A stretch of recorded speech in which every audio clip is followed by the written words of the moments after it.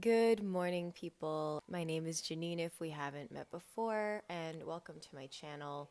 I am making this video for anyone who is researching this subject and is seeking to understand people better, or is searching themselves and is looking for someone who maybe they perhaps can relate to. It is not my intention to change anyone's mind or to try to get anyone to change their lifestyle. I merely felt the need to make this because I feel that it would help, and I think also since I did create this channel to express myself, I created it to put out knowledge and information for people that I thought maybe might be helpful, but at the same time I've also created it to express myself, to make kind of like a diary that I can look back on and see how I used to think, and to just sort of document my progression and the way that my thoughts develop, things like this. With that in mind, I just had to get that out of the way because I think that if you have a faith in something, if you have purpose in your life, if you have something that is fulfilling to you, that is helping you, I don't want to take that away from you. I also don't want to debate. This is so I can tell my story. If there are thoughts you guys have, I am open to that in the comments. I think that that's healthy. I think it's fun. I think it's interesting. And I think dialogue has to happen. So that's okay with me. Just know that I'm not here to debate, and I'm just not. So anyway, here we go. This is my deconstruction story. So, when my mom was pregnant with me, they told her that I was going to die. There's a lot that goes into the story, but essentially, I didn't die. I ended up surviving, obviously. I was born a little preemie via C-section, and it was this amazing joy. I was a rainbow baby. I was called Miracle Baby. There were a lot of people praying, and a lot of people, I guess there was just like a big rejoicing over the fact that I lived. This was a really great blessing, that I was protected by God, that God was watching over us. And I fully believe that. Pretty much I was born from as far back as I can remember. Like, there's never a moment where I remembered giving my life to Christ, because I almost feel that I was born with faith. I was born with this faith and love and purpose because I believed that God gave me this life, which I'm not saying that's not true now. I'm just trying to give you guys a backstory. I'm just saying that I always was born with a lot of willpower, a lot of passion, because I felt like I was born with a purpose. And my mother raised me in the church, but I was never forced to go. I always loved church. I was very much participating at all times. I loved God. I loved church. I loved Jesus. I was not one of those kids who was forced to go to church, who was like, "Are you reading your Bible today?" No one had to tell me that stuff. I read my Bible. I loved my Bible. I loved church. I loved worship. I sang in church choir from all of junior high, most of high school. I served in the church a lot happily. I had a lot of friends in the church. You could always catch me in the front row. So I loved to serve. I would always find different ways to help serve in the church. When I got into college, I was like a camp counselor. I did Sunday school classes, like I taught Sunday school. Always would volunteer to help with the babysitting of the kids. I went to church like 3 times a week. I would go to like Thursday, I think it was on Thursdays or Wednesdays, high school group, college group. I was a greeter. I would say hello to you at the door. I was passionate. I was involved. I was going to Bible studies. I was reading the Word, and I love theology. I was obsessed with theology. I always had an interest in the human condition. I was happy at church. I was very involved. The type of church that I went to was, we called ourselves non-denominational, but the church itself was because it had the name prior. It was called like a Baptist church, but it was non-denominational. The church I went to was affiliated with Master's College and John MacArthur's stuff as well. A lot of apologetics. I remember everyone saying like we had the strongest theology, and this was like the church if you wanted to like understand the word properly. So believing in everything in the Bible literally, believing in a young earth, all of that stuff. So you say, Janine, if you were so happy, why did you start deconstructing? There's a lot of factors. I think a lot of it has to do with growing up and becoming an adult and looking around and seeing some issues. When you're a kid, it's a little bit different. You know, I was more focused on God's love and service toward others. As I got older and things started to be more about apologetics, and my thirst for understanding what the word said and meant only grew. And there were parts in the Bible that I had a lot of questions about, but I noticed a trend that if you asked questions about certain things, they wouldn't really get answered, or I began to experience a lot of, I just didn't like the attitude of a lot of the people when I would be asking them what things meant, when I would ask the pastors or even ask some of the guys in the group who were studying theology or who were planning on going to seminary or who were in seminary, the way that they would sort of scoff at me for my questions. It's because I had real questions, and I really wanted to understand the word. Oftentimes, in my experience, there were a lot of assumptions made about like why someone would ask questions, or sometimes there would be people who would leave the church or had been hurt by the church, and people would say, well, they just wanted to go off and sin. But that would be it's just a huge assumption being made about people and about their motives. And I also noticed a trend. A lot of people in the church are often sheltered, and I went to public school, which they may blame my deconstruction on that, or they might blame my deconstruction on the fact that my dad was never a Christian. He never spoke against my faith. He never said a word, and he never challenged anything. He allowed us to practice and was supportive toward that. My parents also got divorced when I was in junior high, so there's a lot of things that people in the church will blame on why someone might leave, and I don't find those reasons to be always true, because it's sort of writing off what actually was happening, what actually led to certain things, like how things turned out a certain way. They'll say all kinds of things as if everyone agrees or as if everyone's had the same experience as them. But that's just not how the world works. You know, I always believed that God was bigger than that. You know, Jesus hung out with the prostitutes. He hung out with the lowest of the low, as they would say it. He hung out with all of those types of people, and he showed them love, and he was out there healing the sick. My mindset was we shouldn't be afraid in public school of what you might hear or learn or what you might be exposed to while you're there, because God is bigger than that. And God can speak into anyone's life, anywhere in the world, and turn hearts. No matter like what the circumstances are, we shouldn't be like afraid to learn and hear what the other side thinks. Oftentimes people didn't really do any research outside of the church. People wouldn't, a lot of people would just be believing in it because they were born into it. They never really questioned their faith. And so I almost saw that as not as strong of a reason to, like, people not really having like a reason why they believe it other than growing up in the church. People are always talking against like church hurt, right?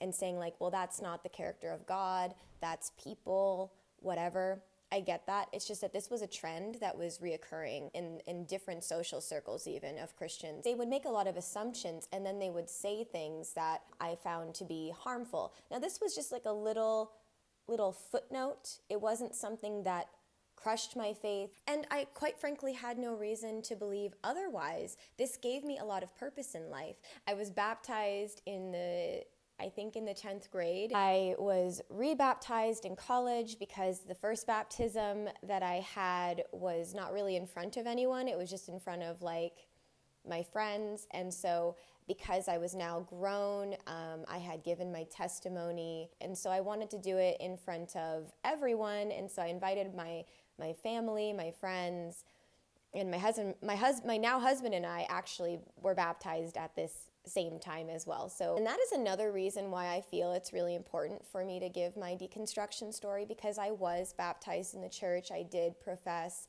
my faith in front of everyone, and I was very active. Recently, I talked a little bit about this on my Instagram story. I don't know if it was a shock, but I know that for the past few years, people keeping up with me have been a little confused about what it is that I believe and what the heck has been going on in my life. And so that's part of why I'm making this video too. So I never left because of church hurt, and I think that a lot of people believe that I did because I was very hurt in my life, in my childhood, as a teenager, but there was nothing you could have told me about my God.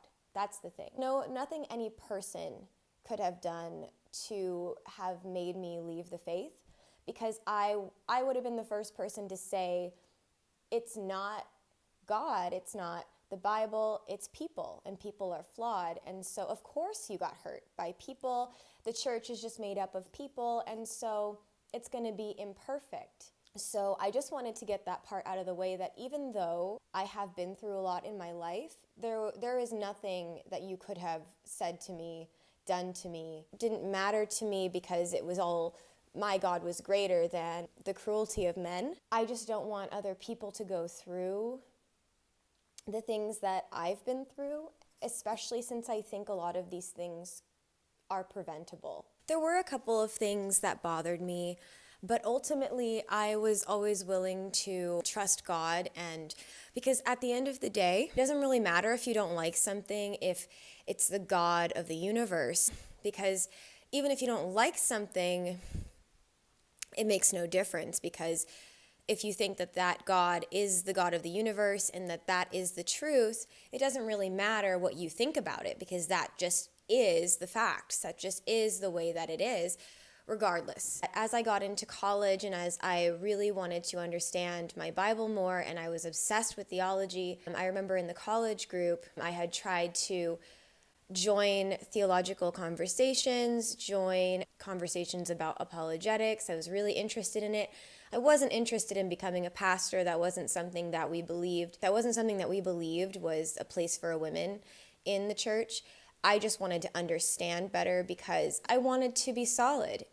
And I remember the boys in the group said that it was only for men and that I couldn't be a part of those conversations. And that was quite troubling to me, because I only wanted to understand things better. And there was always a piece of scripture that really bugged me, and it was that God hardened Ramses' heart in the Moses story, that it was God who hardened his heart and turned him, that God would be the one to turn someone's heart away from him, was troubling to me. But I was willing to accept that because, like I said, if it's the God of the universe, if that's how things work, if people are predestined, that's kind of out of our control. There was a year when I was like 18 or 19 where I partied a bit, but I rededicated my life to the Lord, and I came back with an even more zealous attitude, and I was really in it and ready to take it more seriously. I definitely am not saying that I was at all perfect. I know that I was loud. I know that I was passionate. I know that I was probably at times obnoxious. I know those things about myself. Growing up is not, when you look back at yourself growing up, sometimes it's cringy. So I'm not saying that I was perfect or that I was the greatest example of a Christian, or that I was always somebody who everyone liked or anything like that. I always took my life very seriously. Not only did I believe that God saved my life because he had a purpose for my life, but I also believed it goes even deeper than that. On one side of my family, my grandfather, first generation, Italian, he came over here at 2 years old on Ellis Island and went through that whole ordeal, and he made a life for himself with my grandma on the East Coast, and I know that that was not easy. And on the flip side, on the other side of my family, like, they had been through slavery. There's all kinds of trials that the generations have gone through, and so I felt like we all came to this land through such everyone probably. It was amazing that this life that I was given and the background of my family, and I really wanted to do right by God. I wanted to, after all of the struggles and all the trials of all the people through time, I get to have this one amazing life.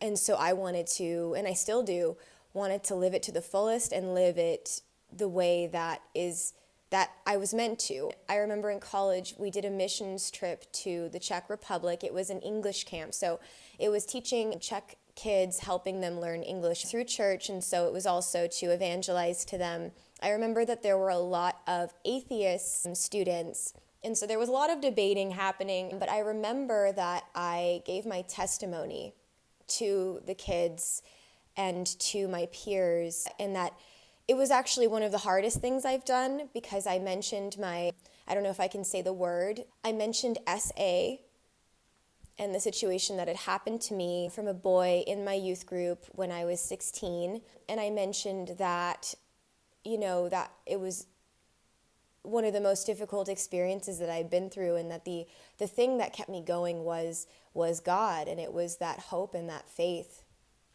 And I remembered that when I was telling my story on the stage, and I don't think I had a nice response after. People were kind. I remember one of the kids came to the Lord after that, and I just remember, though, that what was going on inside me was different. Not that it was wrong for me to have given my testimony, but that I didn't understand trauma yet. And so it was kind of, in a way, it was re-traumatizing to tell my story in front of everyone. I must have been like 20. I was still so young, and I still hadn't processed what had happened to me. And so I guess my testimony was incomplete. Yes, my faith gave me purpose to keep on going and to keep having a positive attitude, but it didn't address a lot of things that I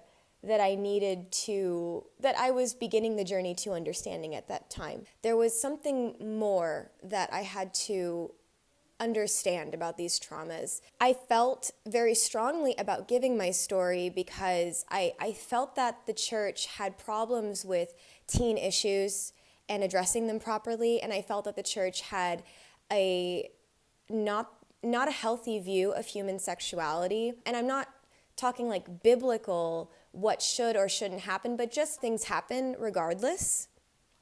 And the way that we address those things is important, and the way that we walk people through their traumas is important.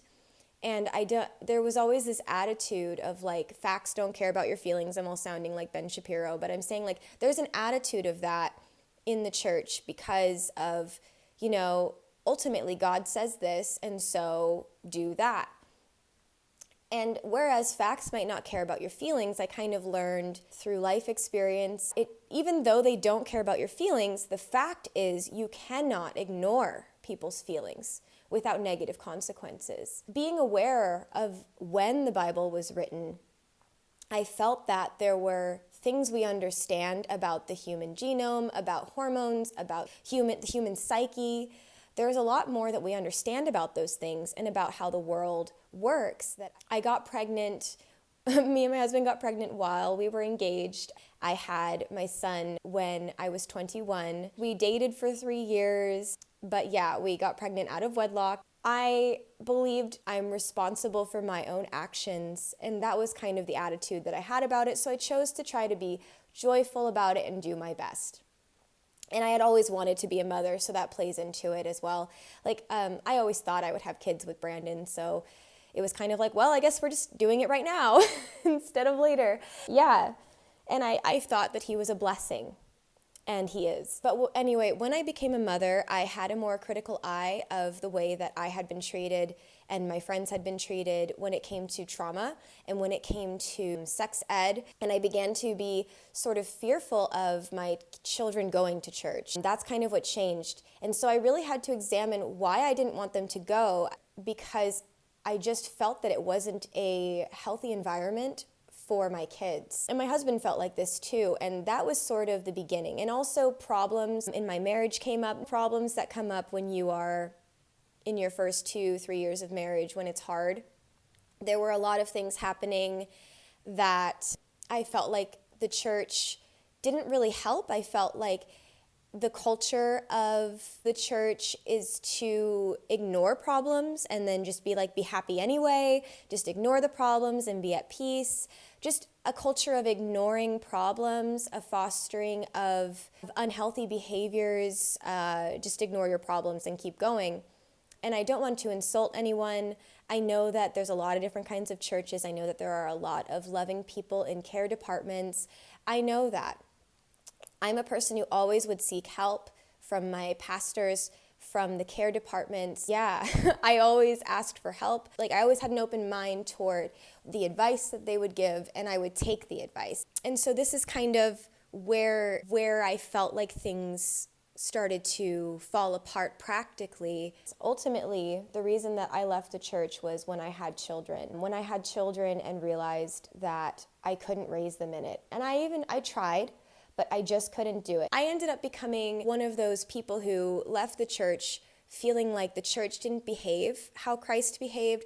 The church today doesn't look the way that the church did all those years ago, because nobody would really answer my questions or support my studying theology. I ended up studying it myself. And you're going to be like, well, right there is your problem. Well, I was very thorough. I did my best. I borrowed theology books from people. I bought an interlinear Bible. I compared the Greek and the Hebrew words. A friend of mine actually had suggested doing an exegesis. I don't know if you know what that is, but it's when you go through the Bible by timeline.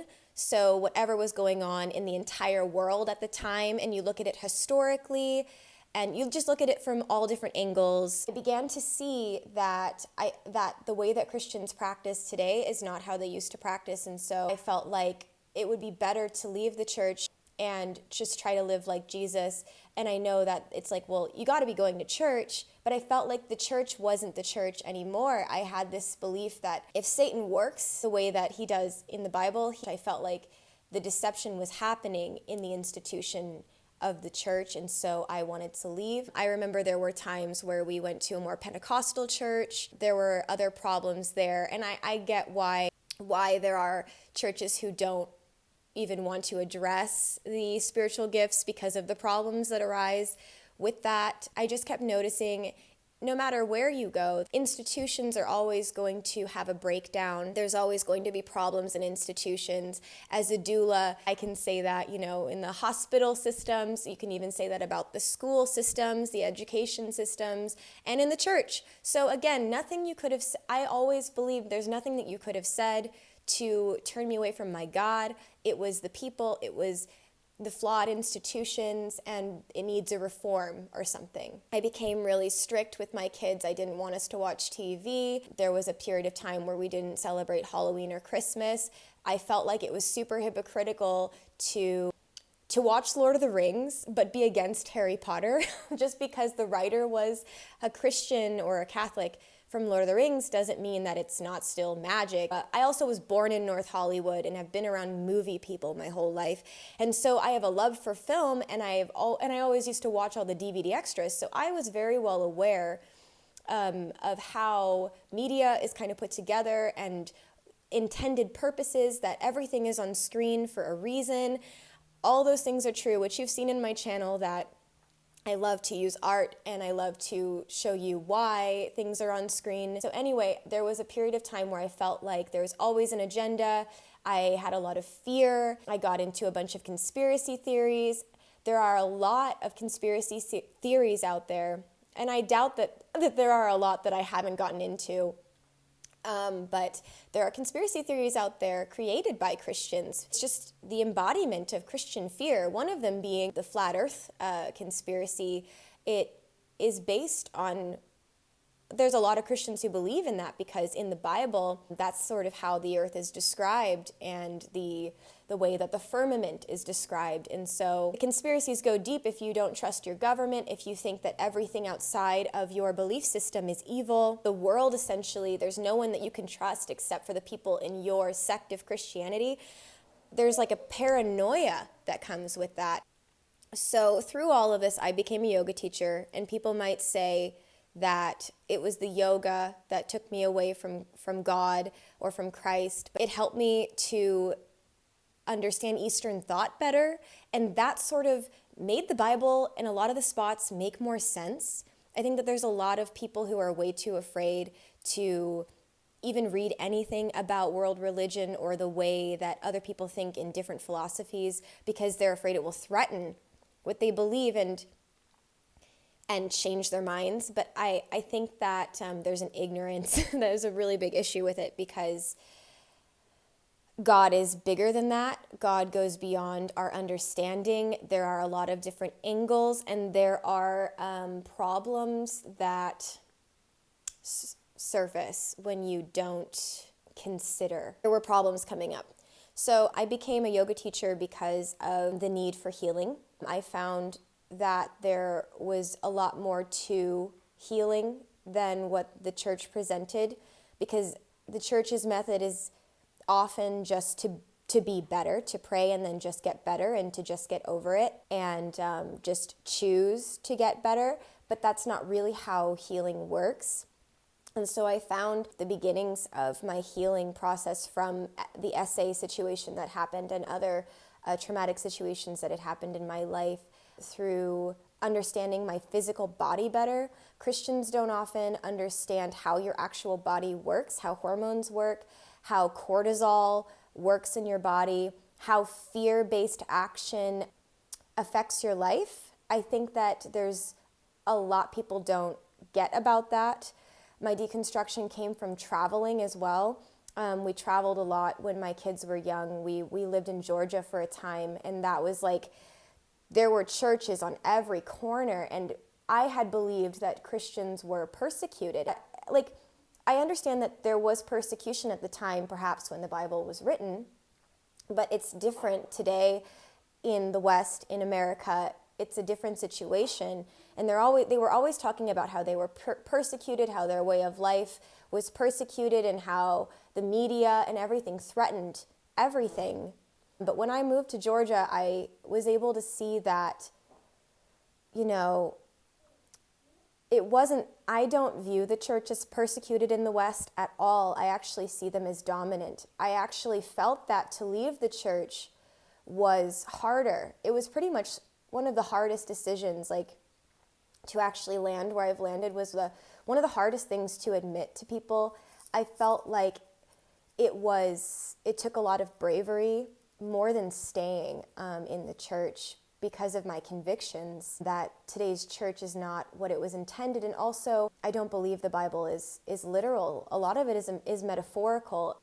You might disagree with that, but when you study myth and when you study world history, you see how the world kind of formed, you see how different people thought, you really start to see that there are things that we don't understand in the Bible because we weren't taught universal symbolism, so there are things that make no sense, but when you understand universal symbolism, it's kind of obvious. A lot of the things make a lot more sense because there were things at different times were common knowledge that are not taught to Christians now because they're so afraid to learn anything.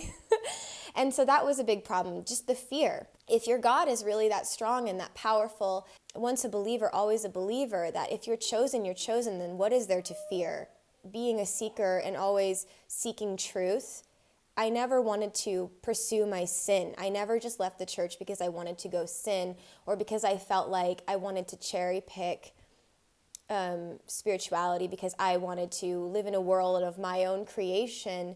That was never what happened. I always prayed earnestly that he would teach me the truth. If you go back and you read my journals, I wanted God to reveal truth. I was so from everything within me, I wanted to know truth. And I believe that that's what was revealed to me. In my ebook, I know that I called God the universe. It's just because I was I felt like it was fitting for that book, but it's because it's hard to say God for me now, because it's not that it's not God anymore, but it's rather God is so big that it's like, it's God, it's Brahman, it's Allah, it's the Tao, the universe, source energy. I don't know what to call it, but it's bigger than what I perceived. It's more beautiful. I examined my fears and I realized it's okay to admit that you could be wrong about the world. I'm not calling anyone wrong. I actually respect people who have a faith in something. It's like anyone who lives for something greater than themselves, I think it's amazing and more power to them.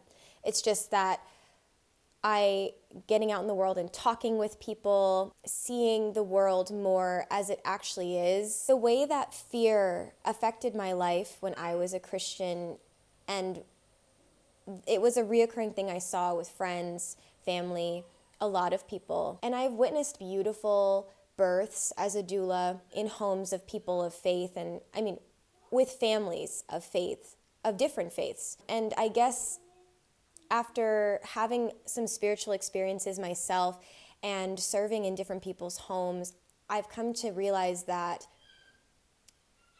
I believe that we're all the same and we all have spiritual experiences, and that we don't quite fully understand what spiritual experiences are or what they're limited to. But I just started to think that the spiritual experiences I was having in the worship services at home, like in my own personal prayers, that they were not just things that Christians were experiencing. I remember when I was like 19, 20, I was a respite care worker. It's someone who assists families with their special needs, children in their homes.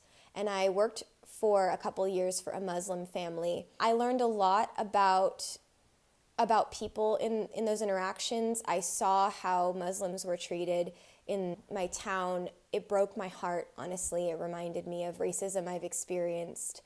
It was eye-opening too, because the way that they behaved really reminded me of Christians. The logic that they use for believing what they believe is very similar. And I still think about them sometimes because it did show me something. I think oftentimes the church, they don't want you to broaden your horizons. They don't want you to see how other people live. They don't want you to see it because it's revealing, and it can be conflicting, and it was, to see how different people live, and also living in different places. And I think being a person of color has affected it too, because I have been treated differently because of how I look a lot. And I also have had opportunities to get to know a lot of people of a lot of different races, going into a lot of different types of homes growing up. I was always open to meeting different kinds of people. And so through seeing how different types of people live and how they think, you come to realize that they don't really think or live the way that Christians think that they do.